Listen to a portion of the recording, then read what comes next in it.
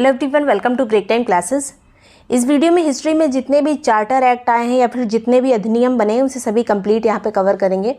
और ये आपके पीईटी के सिलेबस में भी दिया हुआ है, उसमें डायरेक्टली 1935 वाला ज़्यादा फोकस किया गया है, तो उसको सबसे पहले पढ़ेंगे। उसके बाद बाकी के जितने चार्टर अधिनियम हैं वो कवर करेंगे। इसके अलावा आरओ या ग्रुप ज्वाइन करने के लिए 7355459135 पे कॉन्टैक्ट कर सकते हैं, नंबर हैशटैग में दिया हुआ है। तो चलिए शुरू करते हैं। सबसे पहले 1935 वाला। तो इसमें कुछ धाराएं थी, तो कितनी धाराएं थी पूछ लिया जाता है, तो 321 धाराएं थी। उस टाइम पे अनुसूची कितनी थी, तो 10 अनुसूचियां थी।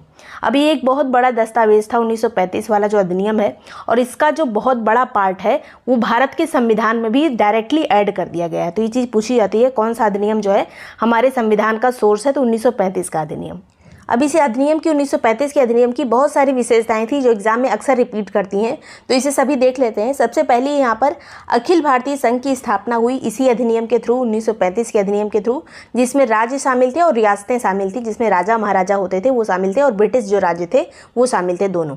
और इस तरह से 3 सूचियाँ भी बनाई गई थी इसमें, जो अभी भी ये अस्तित्व में है, जो संघ सूची होती है, राज्य सूची होती है, समवर्ती सूची होती है। लेकिन अभी विषय बदल गए हैं, अब अलग अलग विषय हो गए हैं। यहाँ पे नंबर ऑफ सब्जेक्ट जो है ये ज़्यादा बढ़ गए। जैसे संघ सूची में उस टाइम पे 1935 के अधिनियम के हिसाब से 59 विषय थे, 59 सब्जेक्ट थे। वर्तमान में ये 100 सब्जेक्ट हो गए हैं।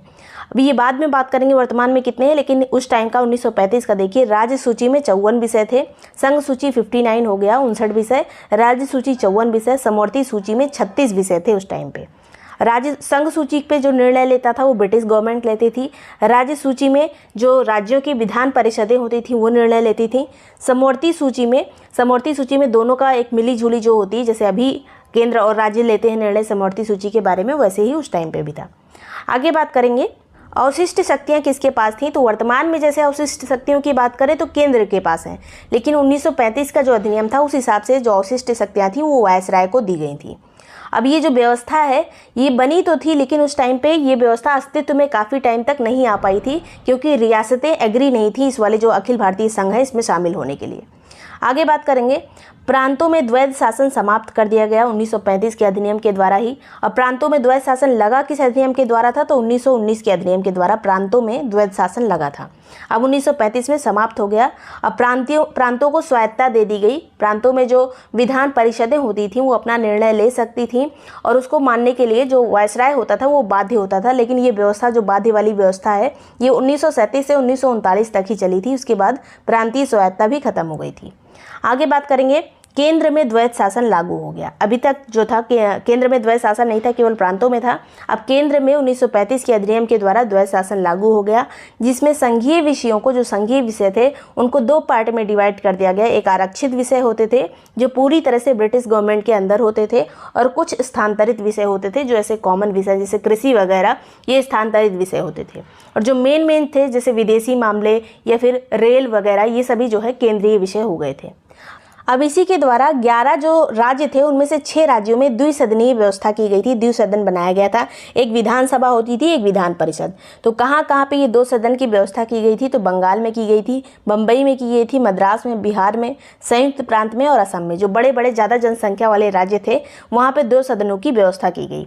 इसके अलावा पृथक निर्वाचन भी बढ़ा दिया गया था। जैसे 1909 से बात करें, 1909 से चालू हुआ था पृथक निर्वाचन का सिलसिला। 1909 में केवल मुस्लिमों के लिए था, 1919 में आके से बढ़ा दिया गया और जो कुछ जातियां थी उनके लिए भी। उसके बाद 1935 में दलित जातियों को भी इसमें ऐड कर दिया गया। महिलाओं के लिए अलग निर्वाचन, मजदूर वर्ग के लिए भी पृथक निर्वाचन कर दिया गया। तो ये सब बात आई थी 1935 के अधिनियम में। आगे बात करेंगे 1958 द्वारा जो स्थापित एक भारत परिषद थी उसको समाप्त कर दिया गया 1935 में आके। मताधिकार के जो अधिकार था उसको विस्तार किया गया, ज़्यादा लोगों को मत देने का राइट दिया गया। 1935 के अधिनियम के द्वारा 10% लोगों को मताधिकार प्राप्त हो गया था। अब ये बहुत बड़ा परसेंटेज था उस टाइम के हिसाब से, क्योंकि बहुत कम ही लोगों को मत देने का अधिकार था उस टाइम पे। आगे बात करेंगे मुद्रा और साख नियंत्रण के लिए रिजर्व बैंक की स्थापना की गई। ये स्थापना कब हुई थी, डेट पूछी जाती है, तो 1 अप्रैल 1935 को रिजर्व बैंक की स्थापना हुई थी। इसके अलावा संघ लोक सेवा आयोग का गठन किया गया, प्रांतों के लिए प्रांतीय लोक सेवा आयोग का गठन किया गया, और एक संयुक्त लोक सेवा आयोग का भी गठन किया गया था, जो अगर 2 या 2 से अधिक प्रांत हैं उनके लिए अगर एक ही शासकीय आयोग बनाना है तो उसे कहा गया संयुक्त लोक सेवा आयोग। आगे बात करेंगे, संघीय न्यायालय की स्थापना की गई 1935 के अधिनियम के द्वारा। लेकिन ये संघीय न्यायालय की स्थापना हुई कब थी? तो ये 1937 में हुई थी। 1935 के अधिनियम के थ्रू 1937 में संघीय न्यायालय की स्थापना की गई। अब बाकी के यहाँ पे जितने भी चार्टर अधिनियम है इससे पहले के, वो सभी देख लेंगे। अब 1773 से ये कहानी शुरू हुई थी। ये रेगुलेटिंग एक्ट आया था 1773 में, पहला जो रेगुलेटिंग एक्ट था। और इसमें क्या क्या यहाँ पे मेन चीज़ें देखनी है केवल, तो इसमें सर्वोच्च न्यायालय की स्थापना की गई 1774 में। किस एक्ट के थ्रू? 1773 के रेगुलेटिंग एक्ट के थ्रू सर्वोच्च न्यायालय की स्थापना 1774 में की गई। इसके जो पहले मुख्य न्यायाधीश बने उनका नाम था एलिजा इम्पे। एलिजा इम्पे इसके मुख्य न्यायाधीश थे सबसे पहले। और इसी एक्ट के थ्रू, 1773 के एक्ट के थ्रू, बंगाल का जो गवर्नर था उसे कहा जाने लगा बंगाल का गवर्नर जनरल। अगर पूछा जाए पहला बंगाल का गवर्नर कौन था, केवल बंगाल का गवर्नर अगर आए तो क्लाइव था, वो रॉबर्ट क्लाइव। अगर पूछा जाए बंगाल का पहला गवर्नर जनरल कौन था, तो ये था वॉरेन हेस्टिंग। बंगाल का पहला गवर्नर जनरल वॉरेन हेस्टिंग था। आगे बात करेंगे, पिट्स इंडिया एक्ट आया था 1773 के बाद 1784 में आया पिट्स इंडिया एक्ट। सभी ईयर ऐसे ही याद रखते हैं, 1773 उसके बाद 1784। इसमें दो चीज़ का गठन किया गया, बोर्ड ऑफ डायरेक्टर और बोर्ड ऑफ कंट्रोल बना। इसमें अलग अलग दो चीज़ें बनी। एक का काम था प्रशासनिक कामों को देखना, दूसरे का काम था जो व्यापारिक काम था उस पर नियंत्रण रखना। अब उसके बाद एक और छोटा सा एक्ट बना था 1786 में, और ये सिर्फ इसीलिए बना था क्योंकि कॉर्नवालिस जो है इसकी कई सारी शर्तें थीं। ये कह रहा था कि हम तभी गवर्नर जनरल बनेंगे जब मेरी शर्तों को फुलफिल किया जाएगा। तो कॉर्नवालिस को कमांडर इन चीफ बनाया गया था। तो ऐसा पहली बार हुआ था कि जो वायसराय या फिर गवर्नर जनरल था वही पहली बार जो है कमांडर इन चीफ यानी सेना का जो प्रमुख है वो भी बन गया था। तो इसीलिए एक्ट आया था 1786 में। आगे बात करेंगे, अब पहला जो चार्टर अधिनियम आया था वो 1793 में आया था, 1793 में। केवल 4 चार्टर आए थे, पहला जो आया था 1793 में आया था। इससे पहले जो भी हमने देखा वो था रेगुलेटिंग एक्ट 73 वाला और पिट्स इंडिया एक्ट 1784 वाला, 84 वाला। आगे बात करेंगे, पहला चार्टर आया 93 में। इसमें कंपनी का एकाधिकार जो था, व्यापारिक एकाधिकार, उसको 20 साल के लिए बढ़ा दिया गया। केवल यही एक इंपॉर्टेंट काम किया गया था 1793 के चार्टर में, पहले चार्टर में। उसके बाद अगला जो चार्टर आया 20 साल के बाद वो आया 1813 में, दूसरा चार्टर आया। इसमें कंपनी का जो व्यापारिक एकाधिकार था उसको समाप्त कर दिया गया था, केवल 2 एकाधिकार को छोड़ के मतलब चाय और चीन का जो व्यापार था, चीन के साथ व्यापार और चाय का व्यापार, इसको छोड़ के जितने भी एकाधिकार थे कंपनी के पास उसको समाप्त कर दिया गया। और 1813 के चार्टर एक्ट के द्वारा ही पहली बार शिक्षा के लिए, भारत में शिक्षा के लिए 1 लाख रुपए आवंटित किए गए थे अंग्रेजों के द्वारा। पहली बार शिक्षा के लिए 1 लाख रुपए दिए गए। इसके अलावा ईसाई मिशनरियों का भी प्रवेश होने लगा भारत में। ईसाई मिशनरी आने लगी और इसी के बाद कन्वर्जन वगैरह स्टार्ट होने लगा, जो ईसाई में कन्वर्ट कर देते थे। और इसी नाम पे, मतलब शिक्षा के नाम पे ये लोग आए थे, ईसाई मिशनरी आई थी भारत में 1813 में। आगे बात करेंगे, चार्टर अधिनियम 1833 में, जो 20 साल के बाद फिर एक आया चार्टर। पहला आया था 1793 में, दूसरा आया था 1813 में, तीसरा आया 1833 में। और 1833 वाले में जो चाय और चीन का व्यापार छोड़ दिया गया था एकाधिकार, उसको भी समाप्त कर दिया गया। कंपनी का संपूर्ण एकाधिकार समाप्त कर दिया गया इसमें। इसके अलावा मैकाले को एक विधि सदस्य बनाया गया, मतलब जो कार्यकारिणी थी उसमें एक विधि सदस्य, मतलब कानून के ज्ञाता को भी उसमें शामिल किया गया, जिनका नाम था मैकाले। पहला ये विधि का सदस्य उसमें शामिल किया गया, जो कार्यकारिणी थी वायसराय की, उसमें वायसराय या फिर उस टाइम पे गवर्नर कहा जाता था। और इसी चार्टर अधिनियम के द्वारा 1833 के द्वारा जो बंगाल का गवर्नर जनरल था उसे भारत का गवर्नर जनरल कहा जाने लगा।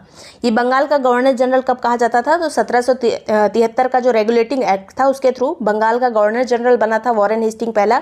उसके बाद भारत का पहला गवर्नर जनरल कौन बना था? तो ये बना था विलियम बेंटिक। विलियम बेंटिक 1833 में भारत का पहला गवर्नर जनरल बना। आगे बात करेंगे, चार्टर एक्ट 1853, ये फिर 20 साल के बाद आया 1853 में। और इसमें ICS परीक्षा की शुरुआत की गई, जिसे अब IAS कहा जाता है। ऑल इंडिया लेजिस्लेटिव काउंसिल की स्थापना भी इसी चार्टर के द्वारा की गई थी 1853 में। तो ये आखिरी वाला चार्टर है, चौथा चार्टर था ये। 1793 से ये चार्टर आने शुरू हुए थे, 20-20 साल के अंतराल में आए। आखिरी जो आया 1853 में आया। उसके बाद अधिनियम आने लगे। इसके पहले यहाँ पे, अधिनियम के पहले यहाँ पे 1858 का जो अधिनियम आया था, इसके पहले एक विद्रोह हुआ था 1857 वाला विद्रोह, जो हमने पहले पढ़ लिया था। उसी के बाद ही ये अधिनियम आने शुरू हुए।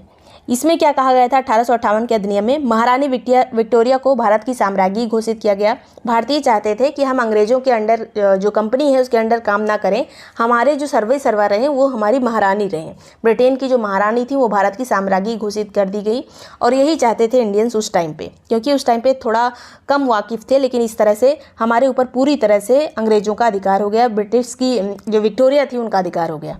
आगे बात करेंगे, लॉर्ड कैनिंग ने यह घोषणा की थी, ये जो साम्राज्ञी वाली घोषणा कब की थी, तो 1 नवंबर 1858 में एक घोषणा की गई थी प्रयागराज में। किसके द्वारा पूछा जाता है, तो लॉर्ड कैनिंग के द्वारा, जो उस टाइम पे भारत का गवर्नर जनरल था, लेकिन इसके बाद ही 1858 के बाद ही गवर्नर जनरल को वायसराय कहा जाने लगा।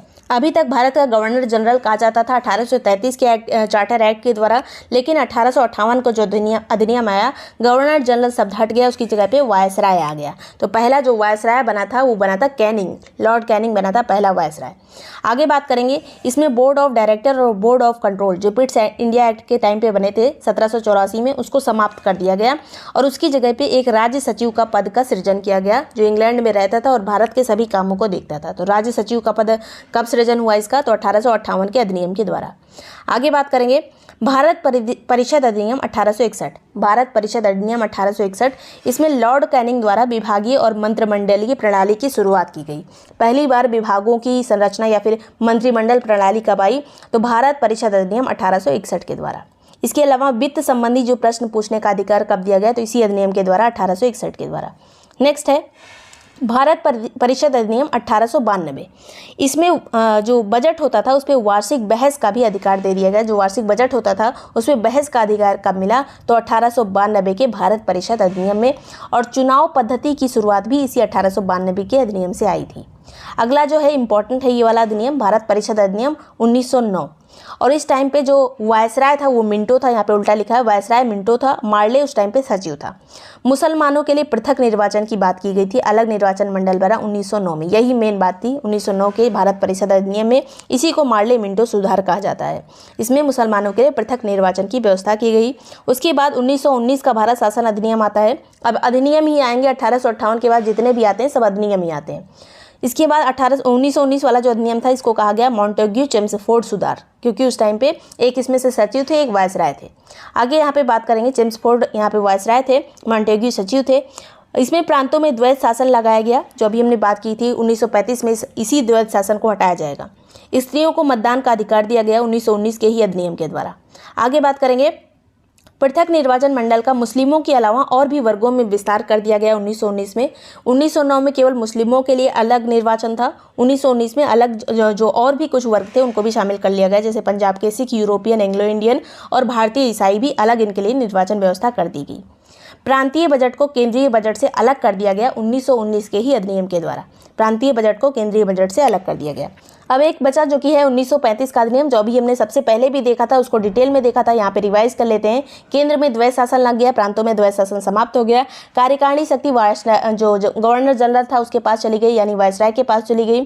3 सूचियों का गठन किया गया, संघ सूची, प्रांत सूची, इसके अलावा समवर्ती सूची।